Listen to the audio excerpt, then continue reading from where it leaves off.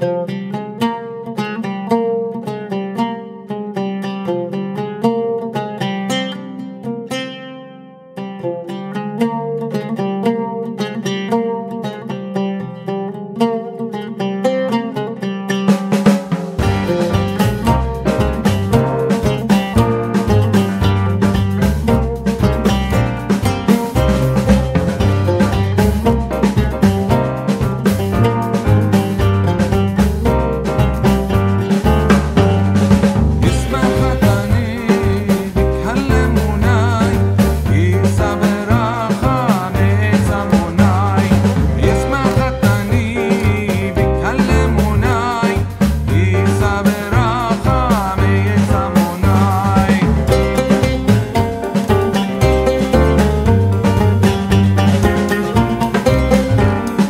Everyone, welcome to a new brand video. I am Mohammad Muqaddas and आज की video में हम जा रहे हैं जी हुंज़ा को एक्सप्लोर करने। काफ़ी अरसे से प्लान चल रहा था दोस्तों के साथ, हुंज़ा चलते हैं और आखिरकार हम सब सफ़र पे रवाना हो चुके हैं। अभी थोड़ी देर बाद हम कायनात होटल पहुंचेंगे और वहां पे करेंगे नाश्ता।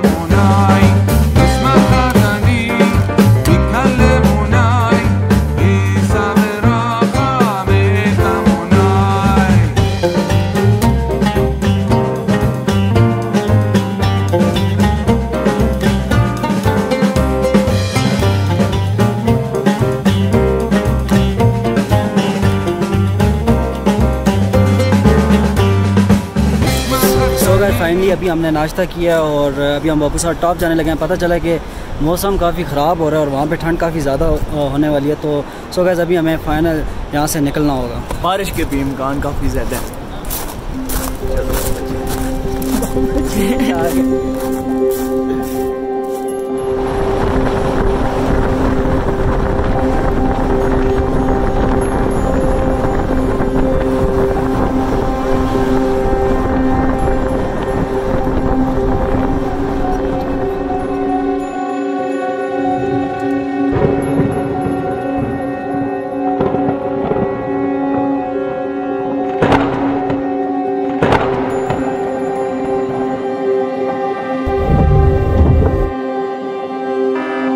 Today weather in Babusar Top is so cold, so please be carefully.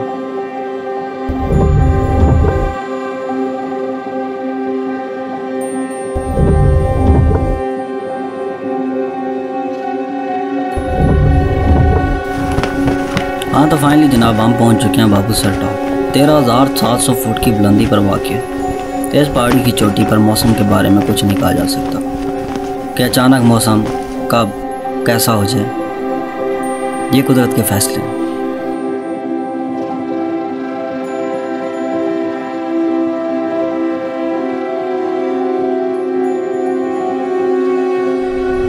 So guys finally हम बाबूसर टॉप पहुंच चुके हैं और यार यहाँ पे इतनी तेज़ हवा चल रही है, इतनी तेज़ कि ठंड की वजह से कुछ बोला भी नहीं जा रहा और कहीं घूमा भी नहीं जा रहा। इसके यहाँ पे अब ऐसा सीन बन चुका है कि सारे दोस्त कह रहे हैं कि गाड़ी में बैठे और यहाँ से निकलने वाली करते हैं। यार बहुत ही तेज़ यार, इससे ज़्यादा तेज़ चल रही है। मैं थोड़ा ऊपर जाने की कोशिश कर रहा हूँ लेकिन हवा का प्रेशर इतना है कि ऑक्सीजन की कमी की वजह से सांस लेने में भी ज़्यादा दुश्वारी हो रही है, बहुत से ज़्यादा दुश्वारी हो रही है। बहुत तेज़ हवा चल रही है। बाबूसर टॉप की ख़तरनाक खूबसूरती से लुत्फ़अंदोज़ होने के बाद हमने आगे का सफ़र शुरू किया। हमें गिलगित में नाइट स्टे करना था और गिलगित यहाँ से 180 किलोमीटर के फासले पर था। सो आगे का सफ़र शुरू किया।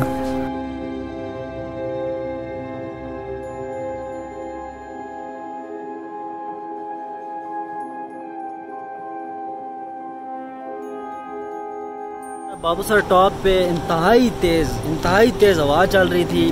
टेम्परेचर मेरे ख्याल से तो माइनस में ही जा रहा था। तो इस वजह से हम वहाँ से उतर कर नीचे एक होटल में आए हैं। वहाँ पे भी हमने कुछ खाना वगैरह खाया है, थोड़े फ्रेश हुए हैं और बाबूसर टॉप पे ज़्यादा देर हम नहीं रुक सके। अभी हम आगे जा रहे हैं जीबी में, तो वहाँ पे नाइट स्टे होगा और उससे आगे फिर व्लॉग इंशाल्लाह कल स्टार्ट होगा।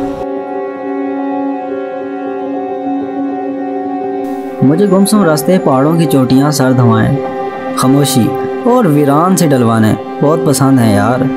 जहाँ कुदरती खूबसूरती अल्फाज की भी मोहताज ना हो।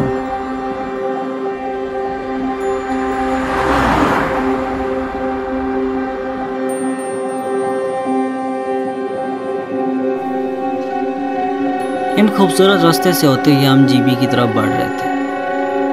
हमारी राइट साइड पर ऊंची ऊंची चट्टानें थी और कहीं पर सरसब्ज शादाब दरख्त जो कि आंखों की ठंडक का बायस बन रहे थे।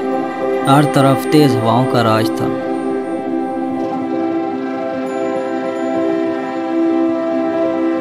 और फिर हम एक ऐसी जगह पर रुके जिसको तत्ता पानी कहा जाता है, और रुके इसी वजह से थे कि जान सकें कि आखिर इस जगह को तत्ता पानी क्यों कहा जाता है। सो गैस ट्रैवल जारी है जीबी की तरफ। चिलास से थोड़ा सा आगे आए हैं, एक जगह का नाम है तत्ता पानी, और वाकई वहाँ पे गर्म पानी आप देख सकते हैं कि आ रहा है।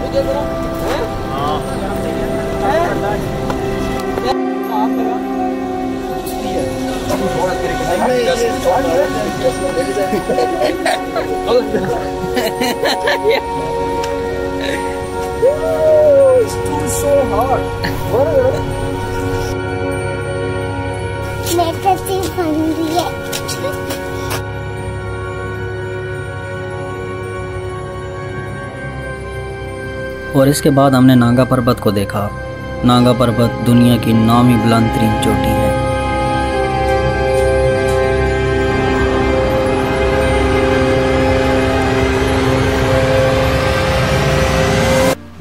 जानलेवा और ख़तरनाक तरीन पहाड़ी चोटी नांगा पर्वत, जहाँ से बहुत से कोहपैमाओं ने जान की बाजी हार दी। 8126 मीटर बुलंद ये चोटी पाकिस्तान की दूसरी और दुनिया की 9वीं बुलंद तरीन चोटी है, और इसे सर करना माउंट एवरेस्ट सर करने से कई गुना ज़्यादा मुश्किल है। मशहूर कोहपैमा केमेथ मैसन नांगा पर्वत के बारे में लिखता है, पहाड़ों की दुनिया में नांगा पर्वत सबसे जालिम और नाकाबिल एतबार पहाड़ है। यह अंदाजे की मामूली गलती को भी माफ़ नहीं करता, और इसके कानून में गलती की छोटी सी छोटी सज़ा मौत है। नांगा पर्वत व्यू पॉइंट से आगे तकरीबन 15 किलोमीटर सफ़र करने के बाद कराक्रम हाईवे के ऊपर ही 3 माउंटेन जंक्शन आता है, जहां पर 3 पहाड़ी सिलसिले हिमालय, कराक्रम और हिंदुकुश आपस में मिलते हैं। यहां पर तकरीबन सभी सियाहतकार ज़रूर रुकते हैं, क्योंकि यहां से खड़े होकर आप पहाड़ी सिलसिलों का खूबसूरत नज़ारा कर सकते हैं, जैसा कि हिंदुकुश, कराक्रम, हिमालय। इस जगह को बड़ी खूबसूरती के साथ सियाहतकारों के लिए बनाया गया है, ताकि वो यहाँ से लुत्फ़अंदोज़ हो सकें। मुख्तलिफ़ जगहों पर छोटे छोटे पॉइंट दिए गए हैं, और हर एक व्यू पॉइंट से एक अलग ही नज़ारा मिलता है।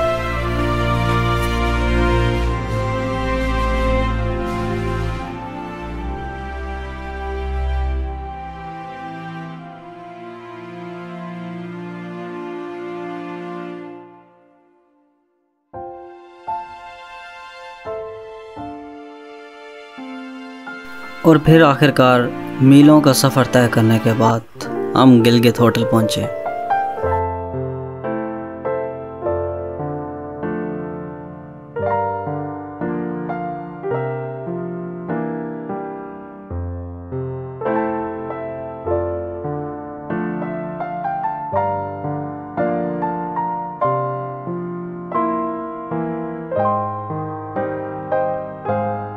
और यहाँ पे हम लोग रह रहे थे, ये हमारे रूम थे और ये ऑफिस, और यहाँ पे इस तरफ हमने फैमिली के लिए रूम लिया हुआ था। हम सारे दोस्त तो तकरीबन एक ही कमरे में थे और खूब चिल माहौल था। नाइट मोड चल रहा था। जाहिर सी बात है जी, पूरी रात और दिन का सफ़र करने के बाद बिस्तर को देख के एक अजीब सी खुशी महसूस हो रही थी। सो लाइट ऑफ की और सो गए।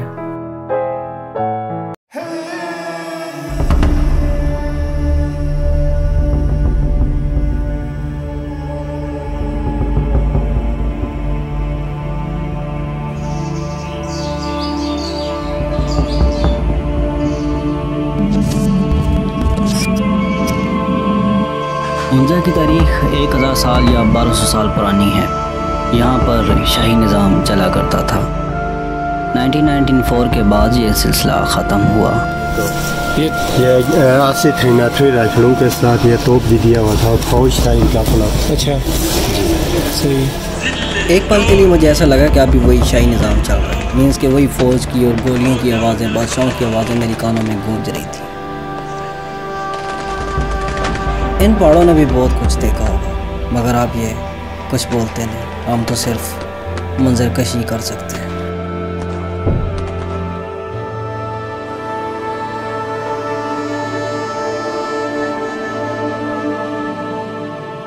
अब यहाँ का माहौल काफ़ी खुशगवार था, यहाँ के लोग काफ़ी मेहमान नवाज। देखें छोटी जुनैरा भी हमारे साथ गई। आज का व्लॉग जुनैरा के नाम। Welcome to new vlog Hamza part 2।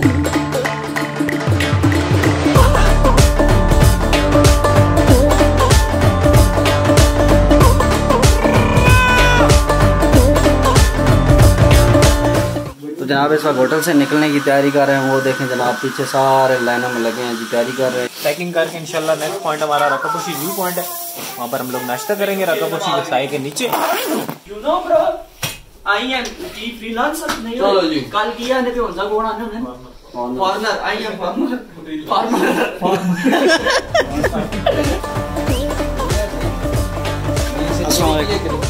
कैसी हैं आप? कैसी रात गुजरी?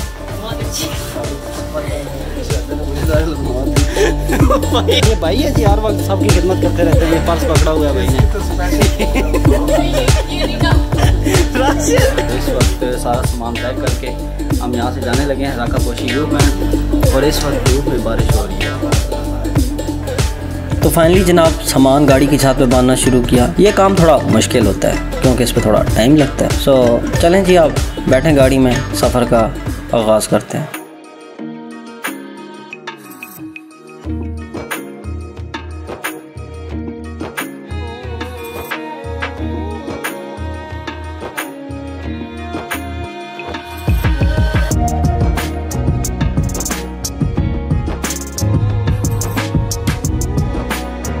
और आखिरकार खूबसूरत पहाड़ी सिलसिलों से होते ही हम राकापोशी व्यू पॉइंट पहुंच गए। राकापोशी पहुंचने के बाद सब दोस्तों ने जीप पार के राकापोशी व्यू पॉइंट पे खड़े होकर राकापोशी का दीदार किया। मीन्स के एक जुस्तजू थी ना यार कि राकापोशी को करीब से देखा जाए। अमूमन लोग ये कहते हैं कि किसी भी जगह को एक दफ़ा देख लेना काफ़ी होता है, बट वो ये नहीं जानते कि कुदरत का कोई भी जलवा दोबारा रोनमा नहीं होता। और राकापोशी की बात की जाए तो इसके तो हज़ारों रंग हैं।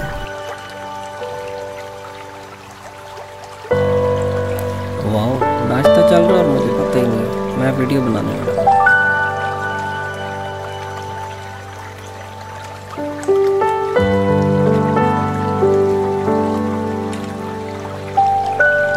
दाल डाल देकर आज़ाद चाय वाला भी इसी तरह फेमस हुआ।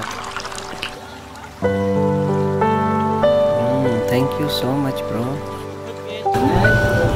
सो गैस इस वक्त राकापोशी व्यू पॉइंट पे हम रुके हुए हैं और शॉपिंग मॉल है यार, बहुत ही मज़े के यहाँ पे। तो मैं यहाँ पे घूम रहा हूँ, कुछ चीज़ें देख रहा हूँ और आप भी देखें, एंजॉय करें। देखें यहाँ पे कितने प्यारे प्यारे आपको ड्रेसेस मिलते हैं। यहाँ से आप अपनी फैमिली के लिए काफ़ी सारे गिफ्ट खरीद सकते हैं, जैसा कि कपड़े, bracelet, nucleus, each and everything. जो कुछ आपको दिख रहा है सब कुछ अवेलेबल है। इसके अलावा यहाँ पर सब्ज़ी, फ्रूट, कुछ में वजात अगर लेना चाहते हैं तो वो भी दस्तयाब होते हैं। प्लस यहाँ का नशपाती बड़ा फेमस है माशाल्लाह। सो गए अभी हम जा रहे हैं अताबाद लेक, ठीक है। अभी रास्ते में हम एक जगह पे रुके हैं, एक होटल फाइनल किया है जहाँ पे कल नाइट हमने आके स्टे करना है। ये फाइनल हो चुका है। ये होटल बड़ा प्यारा है, जिसकी वीडियोस मैं बाद में आपको शेयर करूँगा। अभी हम जा रहे हैं अताबाद लेक, वहाँ पे करेंगे बोटिंग और बहुत सारे फिट सीन्स कैप्चर करेंगे। सो साथ रहिएगा, बहुत मज़ा आने वाला है। इस गाड़ी में हम सफ़र कर रहे थे, उसमें एक ही खिड़की थी और आपका भाई खिड़की से सर बाहर निकाले राकापोशी के मज़े ले रहा था। राकापोशी पाकिस्तान की 12वीं बुलंद तरीन चोटी है। बुलंदी से ज़्यादा ये अपनी खूबसूरती की वजह से जानी जाती है। और फिर हम छत पे आके बैठ गए। छत पे ठंड थी, इंतखाब गलत किया था, बट लेकिन गाड़ी के अंदर बैठते तो ऐसे नज़ारे थोड़े ही हम देख पाते जो कि छत से देखने को मिल रहे थे। और फिर हम पहुंच गए जी अताबाद झील। इन खूबसूरत से पहाड़ों के बीच ये खूबसूरत सी झील, जिसको सिर्फ हम तस्वीरों में ही देखा करते थे, आज हम हकीकत में देख रहे थे। ये बस्तियां डुबाए वादियों में लेटी अताबाद झील हमें कुदरत की उस लापरवाही की याद दिलाती है। जैसे ही इसकी इब्तिदा की तारीख याद आती है तो इसकी शानदार खूबसूरती उसको मिटा देती है।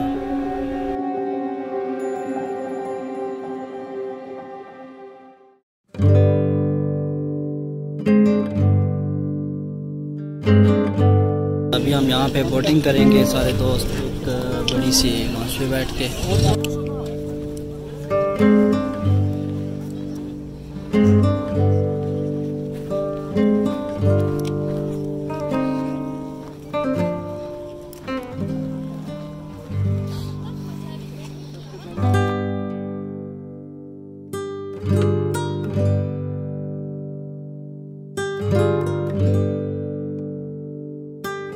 ये नन्ही शहजादी 5 दिन हमारे साथ ट्रैवल में रही, लेकिन उसी तरह फ्रेश थी जैसे कि स्टार्टिंग में पहले दिन थी। हम इसको बहुत मिस करते हैं। अगर बात की जाए इस जगह के बारे में तो 2010 से पहले यहाँ एक खूबसूरत गांव हुआ करता था जो कि 500 घरों पर मुश्तमिल था। फिर कुदरत ने एक बड़ा फैसला किया, पहाड़ों पर दरारें पड़ी और लैंडस्लाइडिंग के बाद दरिया हुंजा में रुकावट पेश आई और ये खूबसूरत अताबाद गांव अताबाद झील की शक्ल इख्तियार कर गया।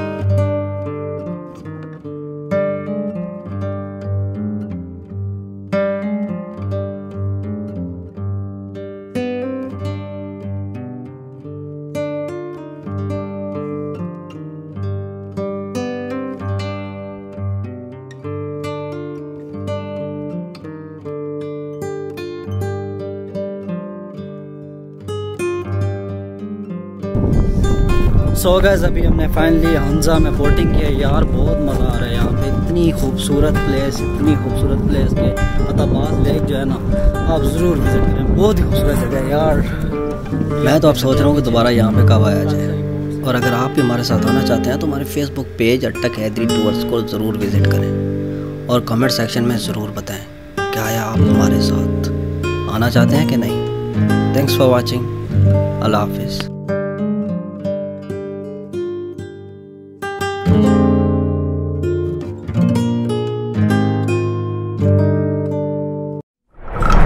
Welcome to episode 3.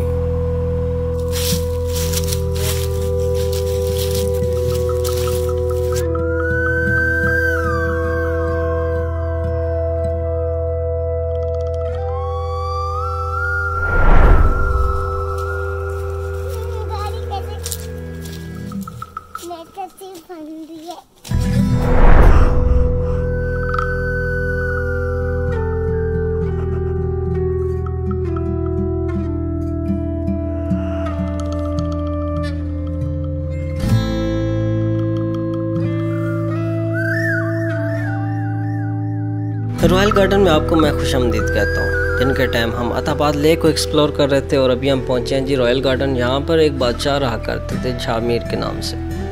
स्कर्दू से उन्होंने शादी किया हुआ था, ऐसा कहना है इन मुलाजमीन का जो अब भी यहाँ पे ड्यूटी कर रहे हैं और इन्हें तनख्वाह मिलती है। ये 10 मुलाजिम हैं यहाँ पे और इसके अलावा इनको सरकारी गाड़ी सरकारी नंबर प्लेट के साथ मिली हुई है। शाहमीर जो थे उन्होंने स्कर्दू से शादी की थी। उस वक्त यहाँ पे बहुत परस्ती का निज़ाम चला करता था और बहुत से लोगों के इन्होंने मुसलमान भी किया। मीन्स के बहुत सारी चीज़ें सुनने को मिली। मीन्स के इट्स हिस्टोरिकल प्लेस ब्रो। देखें, एंजॉय करें। आप कुछ सेकंड में सब कुछ बताना नामुमकिन सी बात।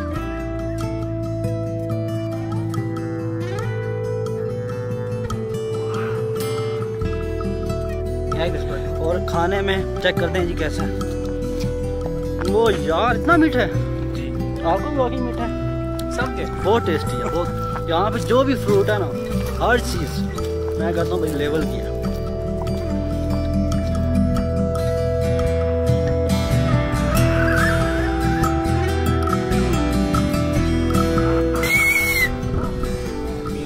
वीडियो बन रही थी। इस वक्त हम मौजूद हैं जी रॉयल गार्डन में और अभी हमने यहाँ से फ्रेश फ्रूट वगैरह खाया है, घूमे हैं, खूब इंजॉय किया, पिक्चर्स बनाई हैं एंड वीडियोस बनाई हैं और अभी हम यहाँ से वापस जा रहे हैं। जमीर भाई, ये रॉयल गार्डन किसका है? गार्डन यहाँ पे ब्रिटिश दौर के कोई थे हाँ सॉरी दोबारा बोले।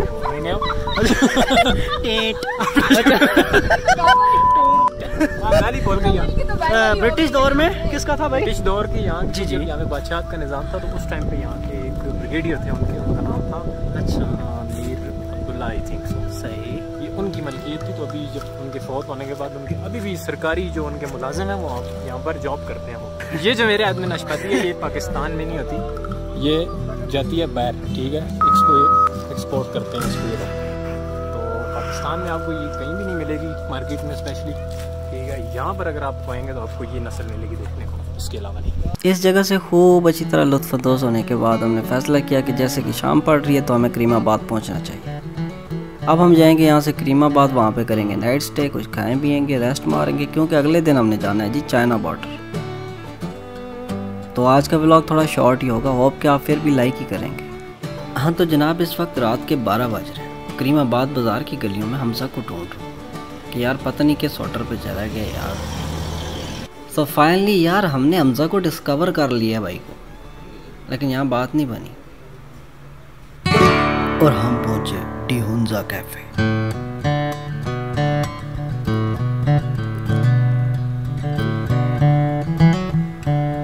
और यहाँ पे हमने ऑर्डर लगाया पैनकेक फ्रेंच टोस्ट। लगता है सारे दिन की थकावट अब उतरने वाली है। ये सारी चीज़ें खाने में बहुत ही उम्दा थी, बहुत मज़ा आया। और हाँ, अगर आप ट्रैवलर हैं तो खाने में किसी किस्म का नखरा नहीं करना चाहिए। फिर हम पहुँचे जी माउंटेन का। यहाँ की चाय और काफ़ी फेमस है, तो सोचा दोस्तों के साथ बैठते हैं और काफ़ी पीते हैं, कुछ मेमोरीज क्रिएट करते हैं। ज़िंदगी रहे न रहे, चलें कुछ यादें तो रहेंगी।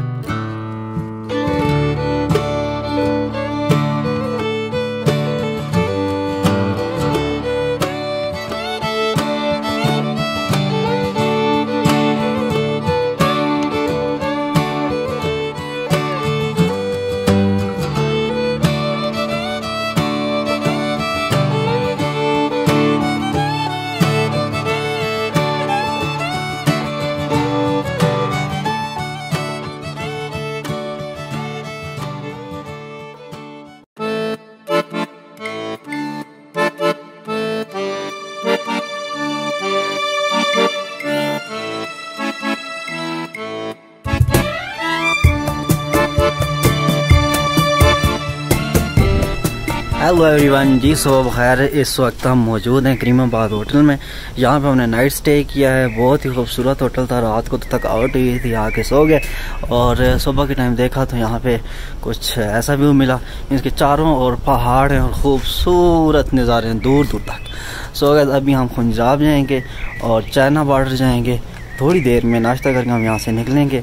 आज उम्मीद है बहुत मज़ा आएगा। चाइना बॉर्डर पे सुना है कि बहुत ज़्यादा तेज़ ठंड भी होती है। सो देखते हैं जी कैसा मौसम मिलता है, कैसा व्यू मिलता है। सो साथ रहिएगा। थैंक्स।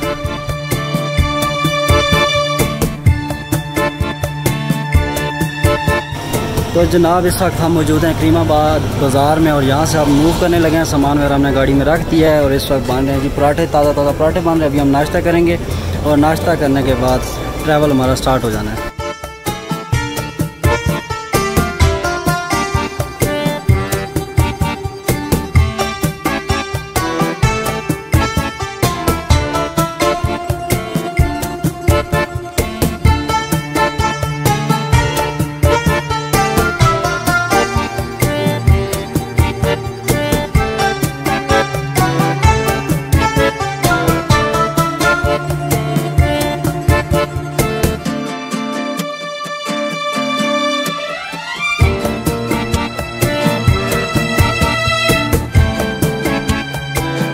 हाँ तो जनाब इस वक्त हम गाड़ी की छत से उतर चुके हैं। अभी कुछ दोस्त उतर रहे हैं। अभी यहाँ पे हम हुसैनी ब्रिज पे तकरीबन आधा एक घंटा रुकेंगे।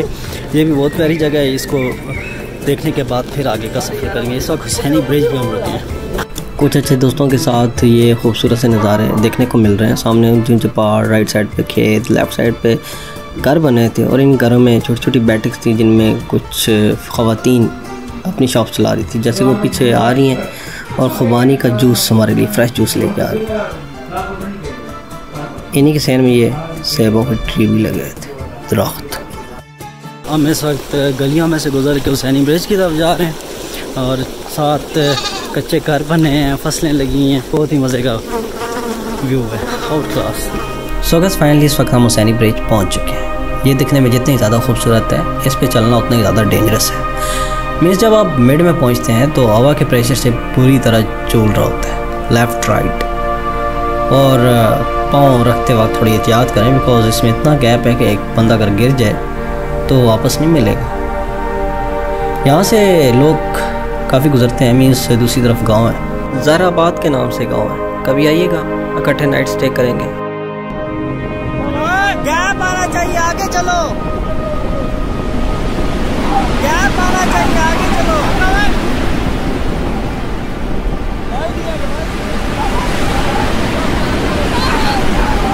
आगे निकलो ना यार। मुझे बड़ी हैरानगी होती है कि ज़हराबाद के लोग यहाँ से किस तरीके से सामान उठा के ये हुसैनी ब्रिज जो कि 660 फुट लंबा है क्रॉस करते हैं और फिर सामने पहाड़ को भी चढ़ते हैं। भाई हिम्मत है इनकी।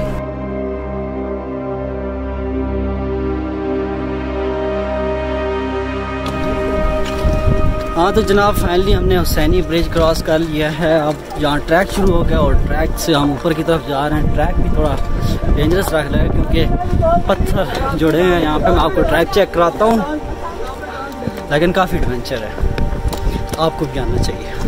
पहले हम उधर ही खड़े हो गए थे, एक दिल हुआ कि नहीं जाएंगे, लेकिन यहाँ आके अच्छा फील कर रहे हैं। चलो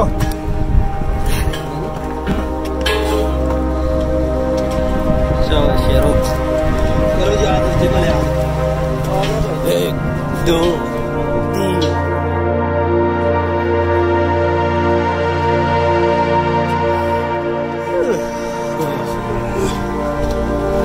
जनाब सीधा ऊपर की तरफ ट्रैक है और सीधा ऊपर जाने के चांसेस भी है। यहाँ से ऊपर जाते हुए सारे काफ़ी एक्साइटेड थे बिकॉज इससे पहले हमने ऐसे पहाड़ कभी नहीं देखे थे। हुंजा के वो वाहिद पहाड़ हैं जो यार कहा जा सकता है कि वाकई पहाड़ हैं यार। बाकी भी हमने देखे हैं लेकिन इनके मुकाबले में वो कुछ भी नहीं। यार मैं कहता हूँ शुक्र है आगे इधर। Oh wow, it's amazing bro. जमल भाई कैसा फील कर रहे हैं? कैसी मज़ो आयो, डाढो मज़ो आयो। मौसम तो ऐसे दिल गार्डन गार्डन हो रहा है, ये सब मौसम है।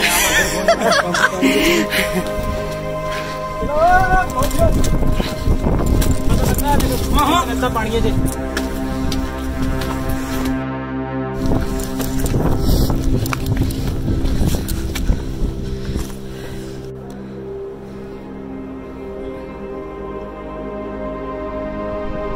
ट्रैक सीधा ऊपर भी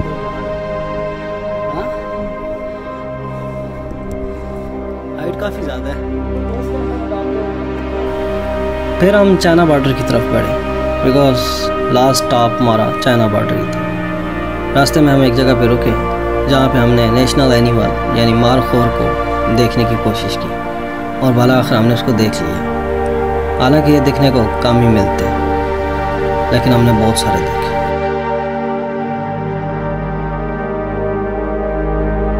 सो गाइस फाइनली हम चाइना बॉर्डर पहुंच चुके हैं और बहुत ही ज़बरदस्त किस्म का व्यू है यहाँ पे। चारों ओर बर्फ पड़ी है और ठंड भी है, लेकिन फ़िलहाल तो ठंड बर्दाश्त में और बहुत ही आला किस्म का व्यू है यहाँ पे। आप देख सकते हैं ये चाइना बॉर्डर के करीब हम खड़े हैं और ये पीछे जनाब हमारी गाड़ी खड़ी हुई है और ये हमारे ड्राइवर हैं जी माशाल्लाह मून भाई। खूब चिल माहौल में इस वक्त। 16,200 फुट की बुलंदी और ये प्यारे प्यारे दोस्त जब आपके साथ हों तो मेरे ख्याल में आपको किसी चीज़ की कमी महसूस नहीं होती। अब तो चाइना बॉर्डर भी ओपन हो गया, लगता है आप चाइना का टूर भी करना पड़ेगा। यार ब्रो ऑक्सीजन की कमी की वजह से यहाँ पे सांस लेने में नहायत दुश्वारी हो रही है। मैं वीडियो उस तरह नहीं बना पा रहा क्योंकि मेरी जो ऑक्सीजन का मसला बन रहा है और मैं काफ़ी रेस्ट करने के बाद अभी दोबारा वापस आया हूँ कि चलें अब आए जो है यार थोड़ी सी वीडियोस बनाते हैं। बट यहाँ पे ठंड काफ़ी तेज़ हो चुकी है। तो अगर मज़े की बात यह है कि यहाँ पे एनबीबी का ATM मशीन भी अवेलेबल है। अगर आपको पेमेंट की ज़रूरत पड़ी जाए तो आप यहाँ पे आके पेमेंट निकलवा सकते हैं।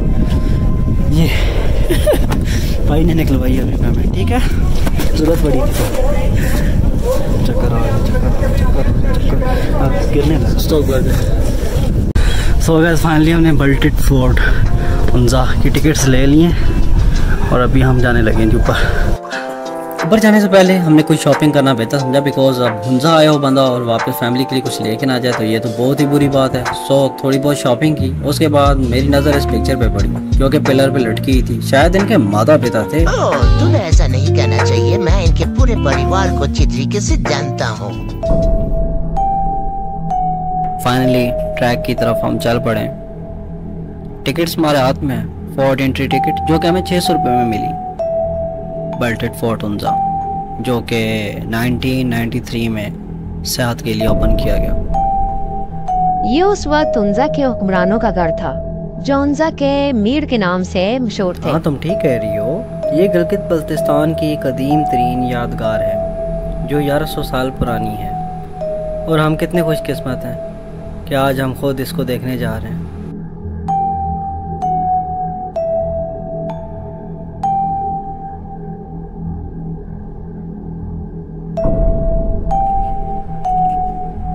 मैं यहाँ की सफाई सुथराई और लोगों का रहन सहन देख के काफ़ी इंस्पायर हो रहा था। अब आपको क्या लगता है इस अम्मा की एज कितनी होगी? मेरे ख्याल से तो अराउंड अबाउट 100। और देखें अब भी ये मेहनत कर रही हैं और इतने खूबसूरत पर्स बना रही हैं कि मैं देख के हैरान रह गया।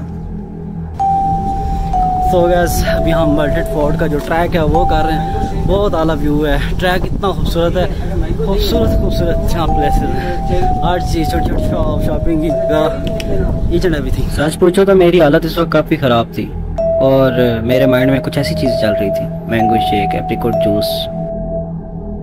फाइनली ये जगह हमें ज़्यादा बेटर लगी बिकॉज यहाँ पे ग्रीनरी कुछ ज़्यादा थी और बैठने की जगह भी बड़ी प्यारी थी। सो डिसाइड किया कि यहीं पे बैठते हैं और जूस पीते हैं। पता चला यहाँ पे पीच, अंजीर और एप्रिकॉट ये जूसेस मिलेंगे। सो गाइस चेक करते हैं। तो गाइस फाइनली हमने फिर जूस चेक किया जो कि बहुत ही लजीज था और इसके बाद हम बल्टेड फोर्ट के बिल्कुल करीब पहुंचे। पत्थरों की दीवार और प्यारे प्यारे पत्थर लगे थे। इस टेरेस से हम चढ़ते हुए जा रहे थे और साथ ही एक तख्ती लगी थी जिस पे लिखा हुआ था किला बल्ते तगाई कोट। और इन शख्सियात को तो आप अच्छी तरह जानते ही होंगे, अक्सर पिक्चर्स या वीडियोस में इनको देखा जाता है। और बात की जाए किले की तो ये 800 साल पुराना है और जहाँ पर जो आखिरी बादशाह थे उनका नाम था मीर जमाल खान जो 1945 के बाद ये किला छोड़ गए थे। बाकी यहाँ के टूर गाइड हैं वो आपको अच्छे से गाइड करेंगे। मैं टूर गाइड हूँ, so I will conduct your tour please. In Hunza specially we have two forts, Alpit and Baltit. So one king has built 2 forts. This is Baltic Fort and it is 800 years old. So 1945 में यहाँ का जो मीर था, जो king था, इनका नाम मीर मोहम्मद जमाल खान था। इन्होंने इस किले को 1945 में छोड़ा था। So 1945 से लेकर 1990 तक किला खाली रहा। इसकी हालत काफी खराब हो गई थी, दीवारों की खस्ती हालत हो गई थी। So 1990 से 96 तक इसको रेनोवेट किया गया है। The fort has been renovated in 6 years. AKCSP Aga Khan culture service Pakistan ने इसको रेनोवेट किया है।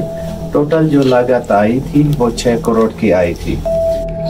हमारे जो टूर गाइड थे वो हर चीज़ को काफ़ी डीपली समझाने की कोशिश कर रहे थे और हम समझ भी रहे थे क्योंकि उनका अंदाज़ ही ऐसा था। फिर उन्होंने हमें ऐसे बताया कि इस किले में 7 ऐसी स्टोरेज हैं जहाँ पर टैक्स वसूल किया जाता था। मीन्स के ऐसी स्टोरेज जिस पे गंदम की सूरत में टैक्स वसूल किया जाता था। मीन्स मीर ऑफ हुंजा जो होते थे वो टैक्स वसूल करते थे और गंदम को इसके अंदर डाल दिया जाता था। इसके बाद हम शाही किचन देखने के लिए चल पड़े।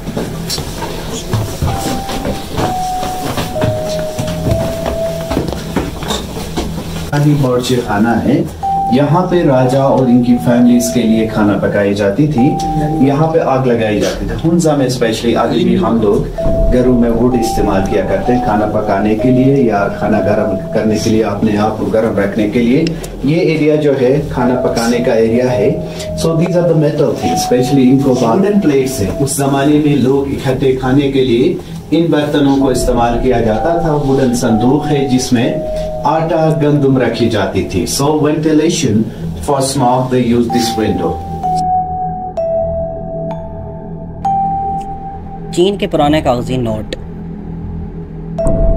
रंग बिरंगी खिड़कियां और सामने चल रहे हैं जी सेल्फी पोज। हम तो सिंगल थे, सेकंड फ्लोर पे चल दिए। यहाँ पे काफ़ी मज़े की जगह और भी हैं, मज़े की तो नहीं, खौफजदा कर देने वाली, जैसा कि ज़िंदान में इसके जो कोई ना हुकूमत के खिलाफ बगावत करता था या कोई जब कैदी होता था तो उसको इस ज़िंदान में डाल दिया जाता था। और ऐसा भी सुना है कि जो कैदी होता था उसके हाथ और पाँव पीछे की तरफ बांध दिए जाते थे लकड़ी के साथ। आई थिंक यही वो लकड़ी है।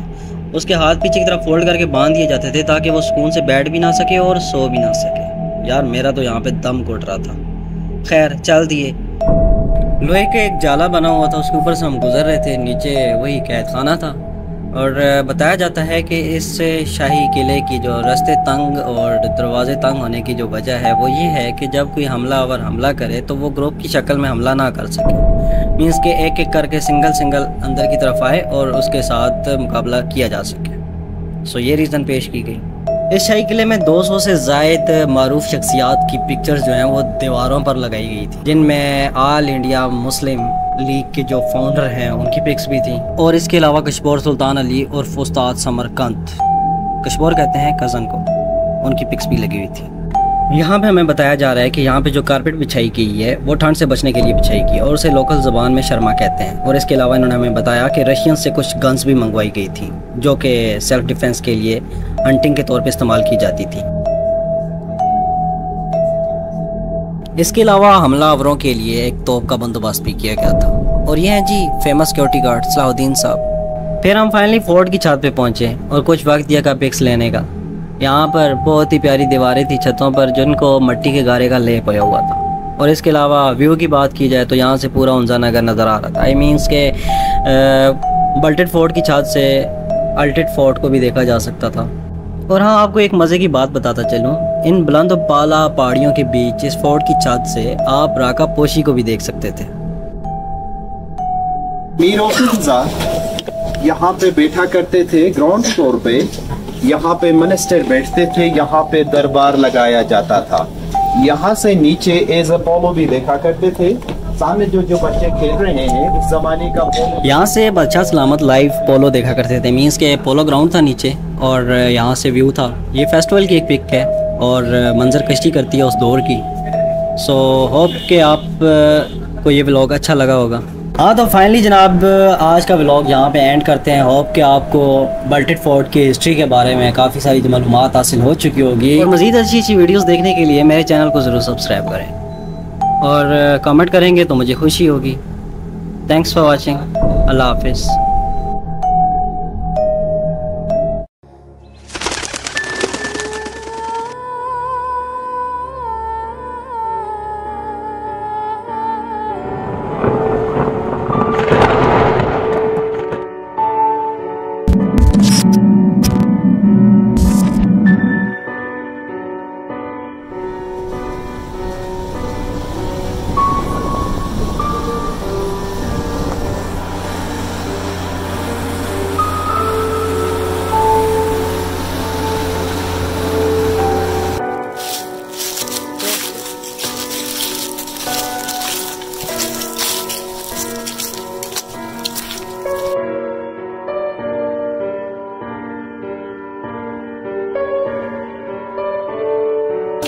और यहाँ पर अदालतें होती थी। ये कोर्ट है, वहाँ पे सब होते थे। और साइड पे अकादरीन बैठते, यहाँ पर अदालतें होती थी।